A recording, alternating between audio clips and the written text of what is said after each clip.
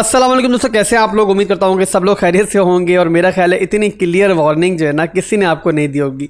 मैंने कल पूरी वीडियो बनाई है और काफ़ी तफसील से आपको जो है बताया है कि बिटकॉइन का जो डंप आएगा, जो बिटकॉइन नीचे रिट्रेस करेगा, वो क्या रीज़न होगा रिट्रेस करने का और किस तरीके से मार्केट बिहेव करेगी, किस तरीके से मार्केट रिकवर करेगी। ये कल मैंने वीडियो बनाई थी, तकरीबन 10 बजे के लगभग जो है वीडियो अपलोड हो गई थी हमारी। और यहाँ पर क्लियर मैंने आपको इस थंबनेल के थ्रू भी वार्न किया है कि बिटकॉइन की लिक्विडेशंस जो है वो आने वाली है मार्केट के अंदर, अलर्ट रहो। इसके अलावा वीडियो भी अगर आपने देखी होगी तो मैंने काफ़ी क्लियर आपको उसमें बताया है कि मार्केट में जो चल रहा है उसके बाद जो है ना बहुत जल्द किसी भी लम्हे, जाहिर सी बात है हम मार्केट को टाइम नहीं कर सकते और मार्केट जो है नीचे की तरफ जाएगी, रिट्रेस करेगी।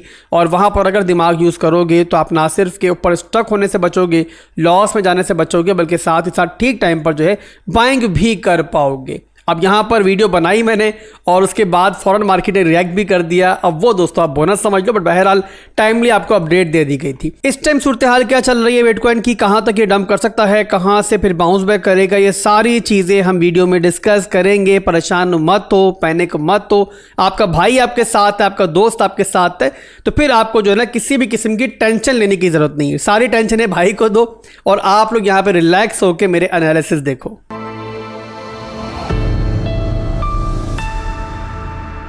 तो बीटीसी का चार्ट दोस्तों इस टाइम मेरे पास ओपन है डेली टाइम फ्रेम के अंदर। सबसे पहले मैं इस चार्ट को कन्वर्ट करूंगा वीकली टाइम फ्रेम के अंदर। पहले मैं आपको जो है ना ओवरऑल मार्केट के लेवल्स दिखा दूं ताकि वीकली टाइम फ्रेम के अंदर आपको आइडिया हो जाए कि बिटकॉइन जिस रेंज में इस टाइम मौजूद है ये कौन सी रेंज है। अब यहां पर दोस्तों वीकली टाइम फ्रेम की एक रेंज हमने ड्रॉ की थी, ये आपको पता है, और ये रेंज जो बनी थी ये बनी थी हमारी जो पिछला बुल मार्केट गुजरा है उसकी बेस के ऊपर। जो टॉप बना था पिछली बुल मार्केट का, वहीं पर जो है हमारा ऑलमोस्ट जो है वो रेंज हाई का एरिया है और बिटकॉइन ने उस रेंज हाई के एरिया को ब्रेक किया था, उसके ऊपर कैंडल क्लोजिंग दी थी और इस तरीके से दोस्तों हमारा एक नया हाई बना था। अब इस बारे में भी मैंने आपको पिछली वीडियोस के अंदर काफ़ी दफ़ा बताया है कि बिटकॉइन का जो भी मूव आएगा वीकली के अंदर वो बिटकॉइन का जो ना एक हायर लो का मूव होगा। तो पहले तो दोस्तों यहाँ पर आप ये समझ लो कि जो बिटकॉइन रिट्रेस कर रहा है, जो डंप आया है बिटकॉइन का, अगर मजीद भी रिट्रेसमेंट होती है तो वहाँ पर कोई टेंशन लेने की बात नहीं है, पैनिक करने की बात नहीं है, बल्कि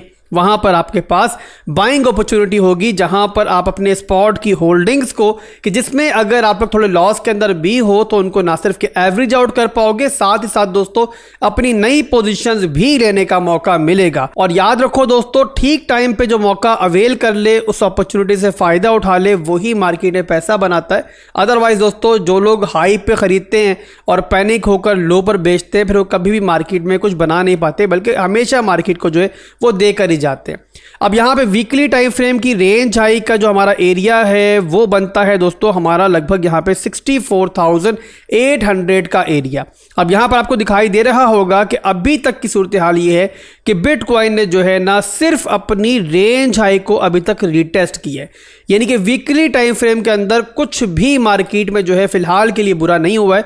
और यहां पर अभी की सूरत हाल ये है कि बिटकॉइन जो है जस्ट एक रीटेस्ट कर रहा है अपनी एक रेंज को ब्रेक होने के बाद। अब इस चार्ट को मैं कन्वर्ट करूंगा डेली के अंदर और वहां पर आपको बताऊंगा डंप क्यों आया था, कहां तक मार्केट जा सकती है, कौन सा ऐसा लेवल है कि जहां पर हमें नजर रखनी है बाइंग वगैरह के लिए। उसके लिए चार्ट को दोबारा कन्वर्ट करता हूं डेली टाइम फ्रेम के अंदर। अब कल की वीडियो आपने देखी होगी तो कल मैंने एक चीज एक्सप्लेन की थी कि बिटकॉइन के इस पैराबोलिक मूव की वजह से बहुत सारे ऐसे लोज हैं नीचे की तरफ जो बिल्कुल अनस्वेप्ट चल रहे हैं। जैसे कि डेली टाइम फ्रेम के अंदर आप देख रहे हो तो एक हमारा ये लो था जो यहाँ पर अभी रिसेंटली आप देख रहे हो कि हमारा ये वाला लो जो है वो स्वैप्ट आउट हो चुका है।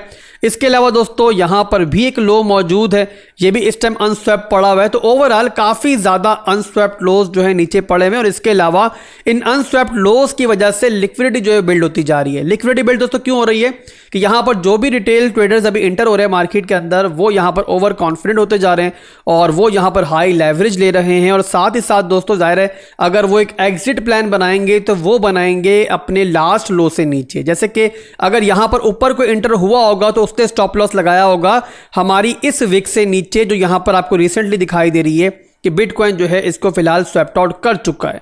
तो यहाँ पर दोस्तों जिसकी भी लिक्विडेशंस मौजूद थी, किसी के भी स्टॉप लॉसेस मौजूद थे, तो मार्केट ने उनको हंट किया और फिलहाल के लिए आपको ये सिंगल कैंडल के अंदर जो है ना ये हंटिंग दिखाई दी है और फिलहाल के लिए कैंडल दोबारा ऊपर चली गई है। तो बताने का मकसद दोस्तों ये है कि बिटकॉइन की जो भी रिट्रेसमेंट चल रही है ये एक हेल्दी रिट्रेसमेंट है, यहाँ पर घबराने की कोई बात नहीं है और ये एक ऐसा मूव है जो बिटकॉइन को लेना चाहिए था और बिटकॉइन ले रहा है, कुछ भी इसमें अलग नहीं हो रहा है।